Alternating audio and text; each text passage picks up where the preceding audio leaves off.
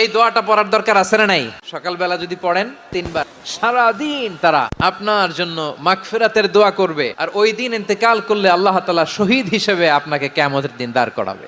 আবার সন্ধ্যাবেলায় যদি পড়েন, সারা রাতের জন্য মাগফিরাতের দোয়া করবে। ওই রাতে মারা গেলে শাহাদাতের মৃত্যু নসিব হয়ে যাবে।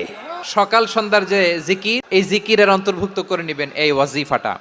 আউযু বিল্লাহি মিনাশ শাইতানির রাজীম।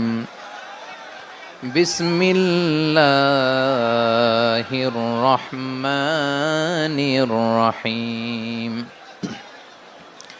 হুয়াল্লাহুল্লাযী লা ইলাহা ইল্লাহু আলিমুল গায়বি ওয়াশ শাহাদাতি হুয়ার রহমানুর রহিম।